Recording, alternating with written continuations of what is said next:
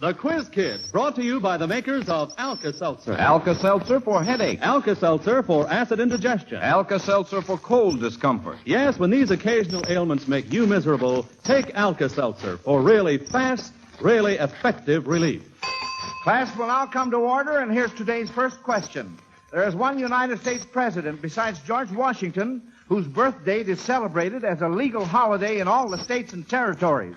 Which one is it? You'll have to be up on your American history to get that one, friends. And how about it? Do you know the answer? Well, we'll soon find out what these youngsters here in school have to say. For here they are, the Quiz Kids and the chief quizzer himself, Joe Kelly.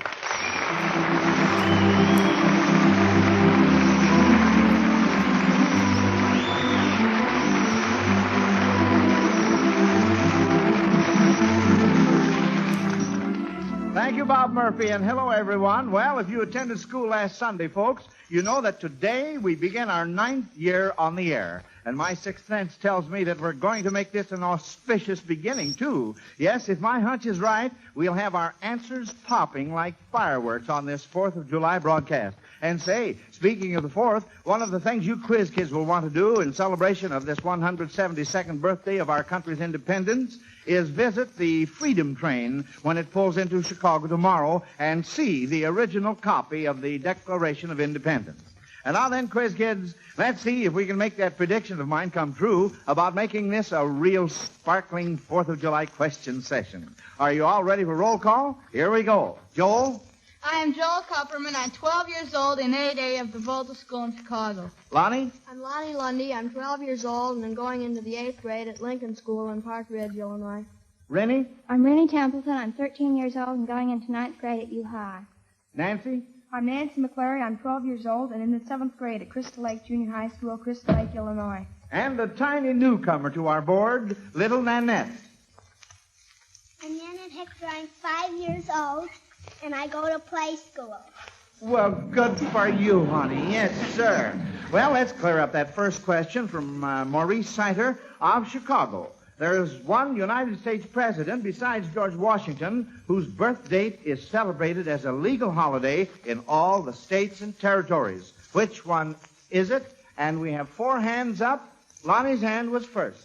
Well, I think the one you're thinking of is Calvin Coolidge, who was born on July 4th. That's right. But also, I think Abraham Lincoln's birthday is legal. No. Anyway, Calvin Coolidge's is because he was born on July 4th, but that, of course, is recognized as Independence Day, the birthday of the United States. But Calvin Coolidge happened to be born on that day, so actually his birthday is celebrated as a legal holiday. That's right. It was Calvin Coolidge, Lonnie. Yes, sirree. That's absolutely right. So Alka-Seltzer gives Maurice Sider of Chicago one of those dandy Zenith portable transoceanic standard shortwave radios known as the king of the portables for sending in that question. That's always the reward when the quiz kids answer your question correctly. If they miss, you get a fine Zenith radio phonograph combination with automatic record changer, the new Cobra tone arm, and 2 FM bands. Think up a question and send it in, friends. Send it to Quiz Kids, Chicago. Well, Mrs. Clara Humphreys of Dallas, Texas, has been reading poems to her youngsters, and she wonders if you quiz kids are familiar with her children's favorites. From these clue words, see if you can identify the poem and recite the first few lines. These words are from what poem? The Dark and the Daylight.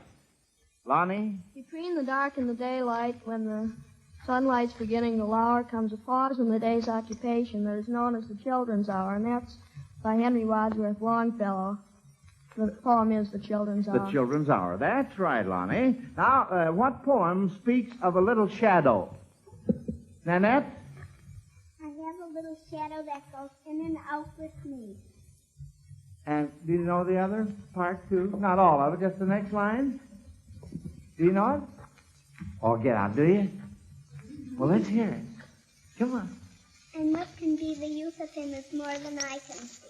That's it. That's fine. You know it.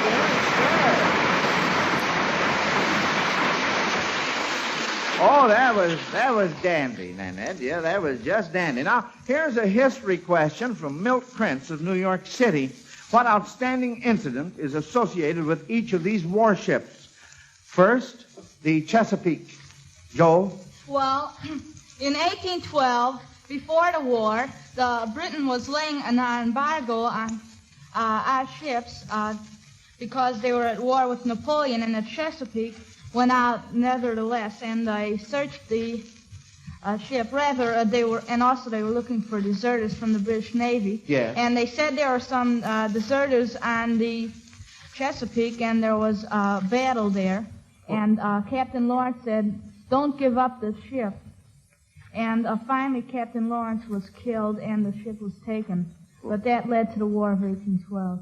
Well, now, what was the name of the other warship? I believe it beside was the Gurion. No, it's beside the point. The name was the warship Leopard. Uh-huh. And, of course, that was one of the causes of the War of 1812. All right, how about this next one here? The SS Dorchester, Rennie? Well, I think it was the Dorchester, wasn't it, that went down with the 4 chaplains on board That's right. during honey. the last World War. That's right. Uh-huh, in World And there War. was incidentally, there's a postage stamp just out recently to commemorate that. That's also right. Very, very good, Rennie. Uh-huh. Now, many song titles are just a word, a name, or a phrase. And Mrs. A.J. Munson of Turin, Iowa, would like to have you children put together 2, 3, or more song titles to make a complete sentence. Now, this will be fun. Who wants to start it off? Lonnie? Well, this is really just 2 song titles of only one word, but it could be like a answer to a question. Like it could be who, you. Who? You. That's cute. Yeah. That's quick and to the point, isn't it? All right, how about some of you other children now? Song titles, put 2 or 3 together and make a sentence. Joel? Well, you could, if you want to have May come around next year, you could have in the merry month of May, how soon? And that's the idea, Joel. That's all right. Now, that's a dandy. Lonnie? Well, you stole my heart in the merry, merry month of May. That's also very good. And are we all through? Well, all right. And now Bob Murphy has something to say about this holiday weekend. Well, not about the holiday, Joe, but about the occasional headache that can spoil holiday activities. And friends, think back. Have you had a headache lately? How about yesterday or the day before? Or maybe this morning? Or did someone in your family have one? Well, when headache causes discomfort, the thing to do is reach for the Alka-Seltzer. Yes, that's the way to help yourself to fast, welcome relief. Now, you probably keep Alka-Seltzer on hand at your house for prompt relief from the distress of occasional acid indigestion. And you know how effective and dependable it can be. And friends, it's just as effective for occasional headache pain. Try it, and you'll agree there's nothing quite like Alka-Seltzer for fast headache relief. There's a good reason for this fast action, too.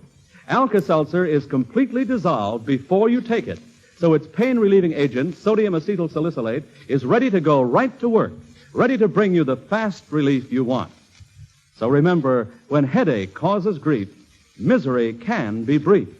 Take Alka-Seltzer for relief. Mrs. Clyde Barkell of Pacific Grove, California says that you kids are to try to associate the following famous names with something connected with the 4th of July. Now, you must get 2 out of 3 on this one. First, George M. Cohan. Joel? Well, George M. Cohan, the famous songwriter, was born on July the 4th. So, of course, he's associated with July the 4th. Well, he certainly is. That's right, Joel. Uh-huh. Lonnie?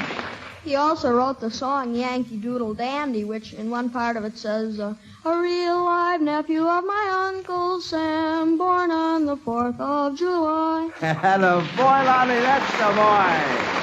And he also wrote another song, too, that lends itself very much to the 4th of July. What is it? You give up on it? All right, Rennie. Didn't he write, "You're a grand old He flag"? certainly did. You're a grand old flag. flag. That's right, uh-huh. All right, now the second part, President Truman. President Truman. Rennie? Well, he was born in Independence, Missouri. Yes, so what? Well, the July 4th, the Declaration of Independence was written on July 4th, although it wasn't signed until August 2nd. Well, July 4th is Independence Day, so that really takes care of the second part. Now then, you've gotten 2 of them here. Let's see what we can do with the third part. B.O. Plenty. Really? BO, that could stand for the Baltimore and Ohio, which was opened on July 4th, not opened, but it did its first run on July 4th, 1828. Well, that's wonderful, Rennie. I wasn't thinking about that. I was thinking about something else. Nancy. Well, B.O. Funny has little daughter Sparkle Funny, and there's sparklers. That's right, sparklers. Yes, sir. When Elmer Woodbury of this city heard our anniversary program last week, he learned that a quiz kid is graduated from active service at the old age of 16. He recalls two famous young girls in history and asks if they could have been quiz kids. First one, Joan of Arc, when she first heard voices which directed her to aid the Dauphin of France. Let's see. Well, whose hand was up first? Joel? Well, she was 14 at the time. Well, that's pretty close. So, That's pretty close. Actually, she was 13, Joel. So then she couldn't have become a quiz. She could have become a quiz kid because the age limit is 16. But of course, there weren't any quiz kids in those days. No, that's right. And even at 14 or 15. Uh-huh. All right. Now, Princess Pocahontas, when she saved the life of Captain John Smith. Lonnie. Well, I don't think she could have. I think she was slightly older. I think she died at the age of 22. I'm not sure, but I think they were only married a few years, and I think she saved John Smith after she became 16. I'm not sure of the exact age, though. You're wrong on that, Lonnie. She was only 13 years old when she saved the life of Captain John Smith, so she could have been a quiz kid. Well, that means that Elmer Woodbury of this city wins a big Zenith radio phonograph combination from the makers of Alka-Seltzer for sending in that question that you quiz kids couldn't answer. Let me see now. Say, wait a minute. I haven't lost a quiz kid, have I? You know, folks, little 5-year-old Nanette is so tiny I can hardly see her over there behind her mic. I think I'll ask Nanette a question now, and then just to make sure, she's still here. It won't count on her score because, you see, I'm just checking. Nanette, I'll tell you, let's try a spelling question. How do you spell house, honey? House. That's right, H-O-U-S-E. And she's still there, isn't she? Yes, sir.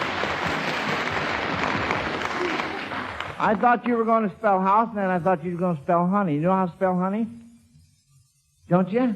Well, you're one. That's what you are. All right, here we go. G.R. Murphy of Chicago has noticed several baseball games this season in which a player has opposed his teammates of last year. Now, what two teams were playing when these players faced their old teammates? Bob Kennedy. Lonnie. He was playing with the Cleveland Indians, and last year he played with the Chicago White Sox, so the Indians would be playing the White Sox. That's right. He was an outfielder. He's an outfielder. Yes, sir. Bob Kennedy is an outfielder. He's now the Cleveland Indians. How about Roy Partee? Lonnie again? Partee was with the St. Louis Browns now. He was with the Boston Red Sox last year, and he's a catcher. What you say? What team is he with now? St. Louis Browns. That's right. He was with the Red Sox last year. And Bob Moncrief. Lonnie again. Cleveland Indians. He's a pitcher for now. Last year he was for the St. Louis Browns. That's right. That's right, Lonnie. Joel, were you going to add something to that? Well, I wasn't. Oh, I see. Well, I know you're a baseball fan too, like all the rest of us. This music question here, kids, is from Joseph Martin of Pittsburgh, Pennsylvania. Our organist, Howard Peterson, will play part of two musical compositions which should suggest outlaws in famous legends. Now, you are to identify the music and tell what each character did to make him an outlaw. Let's have the first one, Howard.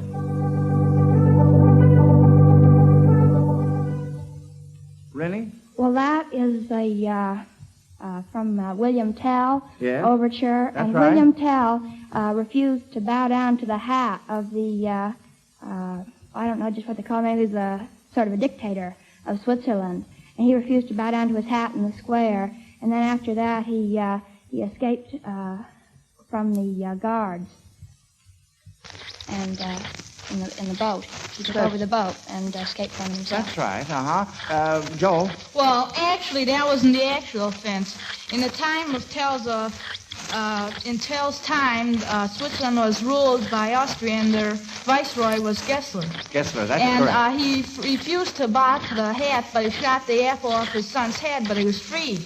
But then the viceroy discovered that he had another arrow, and he had planned, if he missed, to shoot the viceroy. So the viceroy put him in prison then. But the boat that he was on got in trouble, so he had to steer. So he steered it on the rocks and jumped ashore. That's very good. That brings us up to date on that, Joel. Yes, sir. All right, let's see what we can do with this next number.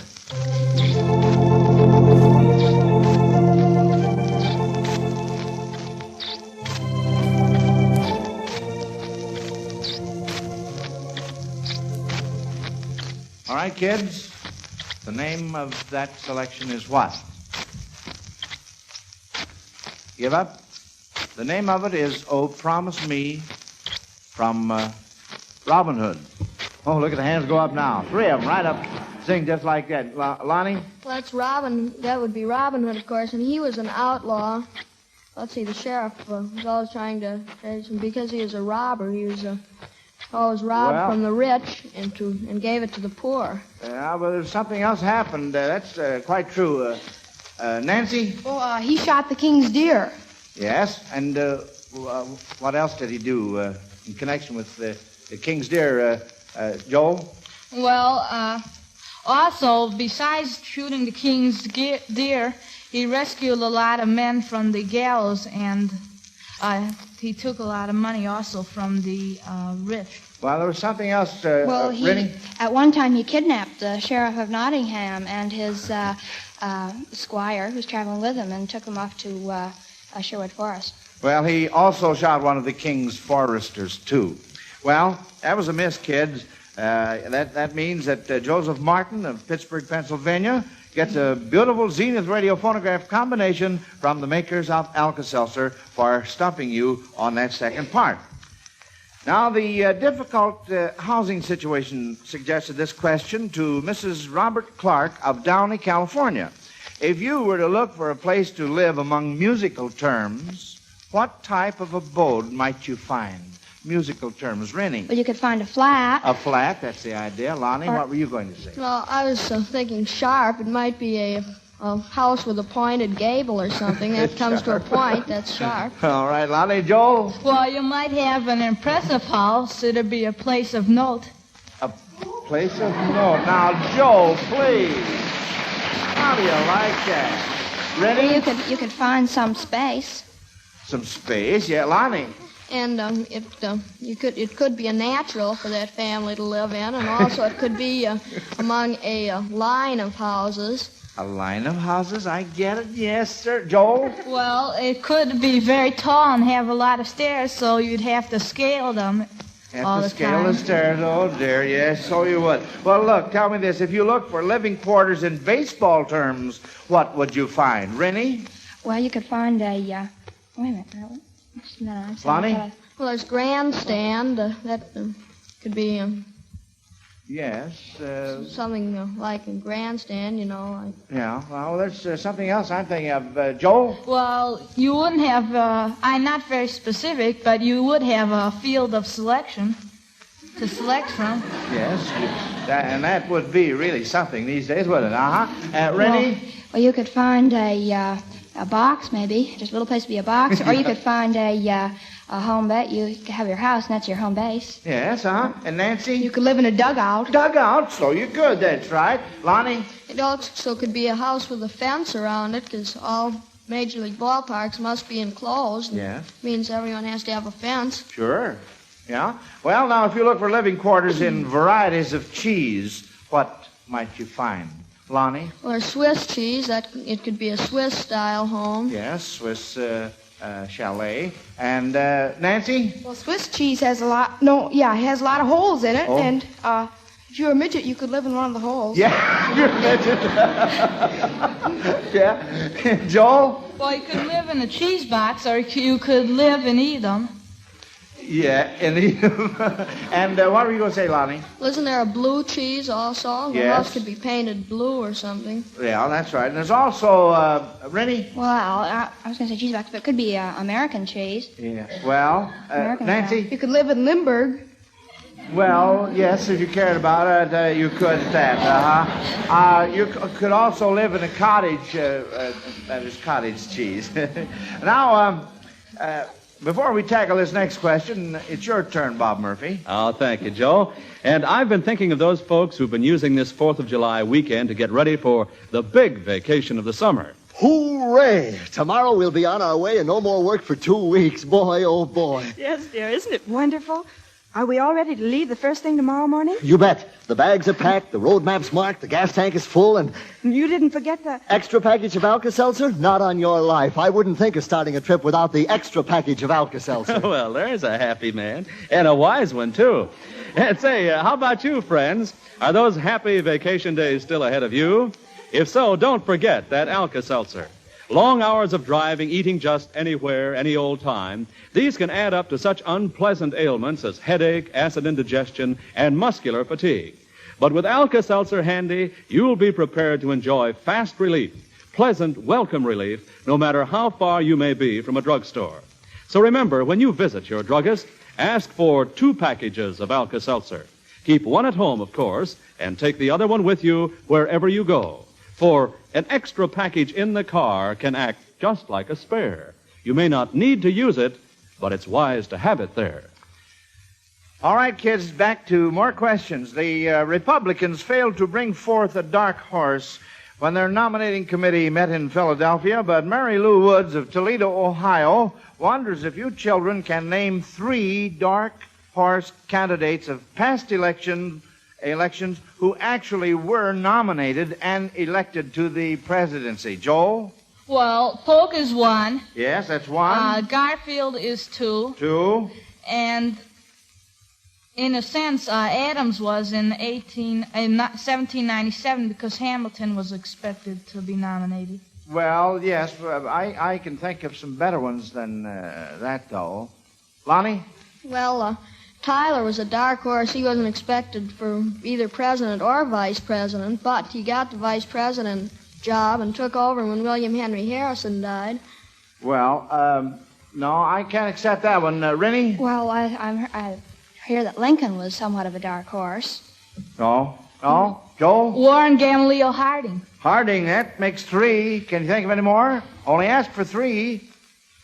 All right, there was Franklin Pierce and Rutherford B. Hayes and Benjamin Harrison. Well, you answered that all right. Only asked for 3. Now, Nanette, are you still over there? I'll tell you, let's see, Nanette, let's see if you can answer this question. Can you count up to 10 by 2s? Can you? You know, start off with 2 and then go up to 10. That is in 2s. I'll bet you can. You want to try it, honey? All right. 2, All right. 4, 6, 8, 10. That's wonderful.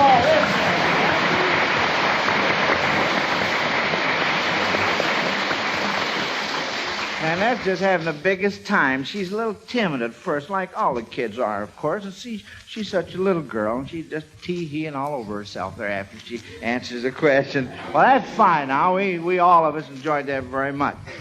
Now, Mrs. Mabel Cunningham of Seattle, Washington, wants to test your knowledge of musical instruments with this question, kids. Can you name 5 parts to a violin? Lonnie? There is the G string, there's the there's the G string, there's the F string, there's the D string, there's the E string, there's the tuning fork, or not the tuning fork, but tuning board, and the scroll, and the tailpiece, and the chin rest, and the bridge, and the F-holes. Well, now look, Nanette's got her little hand up there. What are you going to say, honey? The chin rest. Did you name the chin rest, Yes. Lonnie? You did? Well, that's all right. She knew it, too, see? Yeah. And can you think of another part of the violin, Nanette? Chin rest, we got the pegs and... The peg back. The what? Peg back. The peg box, that's right. Yes, sir. And the neck. The what? Neck. The old neck, yes, sir. And the fingerboard. And the what? Fingerboard. The fingerboard. That's right. And the tailpiece. Oh, the tailpiece, yes. A violin has to have a tailpiece, yeah. And, cute is all right. Well, you gave me more than 5 between the two of you. Can you name 3 parts of a clarinet? Nancy? The ligature, the mouthpiece, and the reed. That's very, very good. What were you going to say, Lonnie? Well, I was going to say the mouthpiece and the reed. Uh-huh. Also, there's the opening. That's at the other end. Oh, that's definitely a part of the clarinet. That's the most important part. Nancy? Well, there's also the barrel. The barrel, uh-huh. Well, I guess you kids know your musical instruments all right. Now, this question is from Mrs. Erford Love of Oakland, California. She has sent 5 of the new Benjamin Franklin 50-cent pieces. Now, these will be passed out to you right now. And by the way, Mrs. Love wants you children to keep these bright new coins to spend on sodas. All right, now, since you have your 50-cent pieces, you are to think of familiar expressions, slogans, or mottos that any object on the coin might suggest. Rennie. Well, clear as a bell. There's the Liberty Bell on the other side. That's right, clear as a bell. And there's an eagle next to the Liberty Bell, Eagle Eyes or something Eagle like Eyes. that. All right. Lonnie? Go fly your kite. That's because of Benjamin Franklin. That's He yes. collected the Nancy? causes. Well, they sometimes call people curly locks. His hair is a little curly on here. Yes.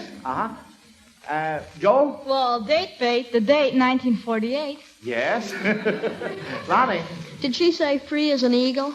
No, she said eagle eyes. Oh, well, free as an eagle then. Free as an eagle. All right, Rennie? You're cracked, the Liberty Bell. The Liberty Bell. Oh, that's wonderful. That's fine. Nancy? Well, it says e pluribus unum on it. Well, that's Latin, but you could say it's all Greek to me. Yeah, well, I could really say that myself. Can we think of any more? Any more ideas, expressions, slogans? You gave me some very nice ones there. Uh-oh. Well, there goes the old school bell, children. So another Quiz Kids question session is over. Now, while we give the judges a minute to total today's scores, here's an important announcement about One-A-Day brand vitamins.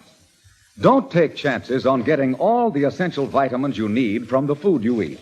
Remember this. Government surveys show that the meals of 3 out of 4 persons are short on vitamins. Don't take chances. Instead, take One-A-Day brand multiple vitamins. Lack of vitamins in your food can cause you to feel under par and run down. Don't take chances. Instead, take One-A-Day brand multiple vitamins. 60 capsules, 2 months supply, only $2 at any drugstore. Potency guaranteed by Miles Laboratories. Lack of vitamins in your food can keep you from feeling your best and looking your best. So don't take chances. Take One-A-Day brand multiple vitamin capsules. All right now, Quiz Kids, listen to the judge's report on your schoolwork this afternoon. But remember, whether you win or lose, you will each receive a $100 security bond from the makers of Alka-Seltzer to help you with your future education. And now, here are your report cards. Let's see now. We missed 2 questions as a class this afternoon. Lonnie was first, Joe second, and Rennie third. Now, that means you 3 will be back at your desks next week, along with 2 new classmates, Douglas Maurer, age 10, and Victoria Stone, age 13. And we hope all you listeners will plan to be here, too, for another competitive question session with radio's famous Quiz Kids. And so, until next Sunday at this same time, this is Joe Kelly dismissing the Quiz Kids class. Goodbye, kids. Night, Mr. Kelly.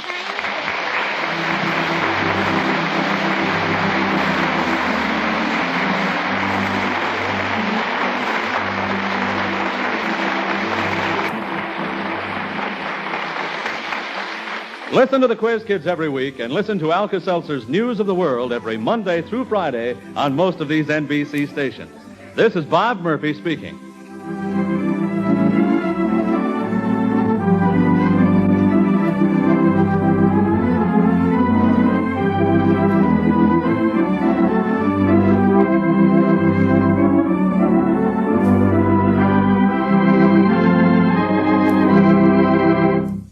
This is NBC, the national broadcasting company.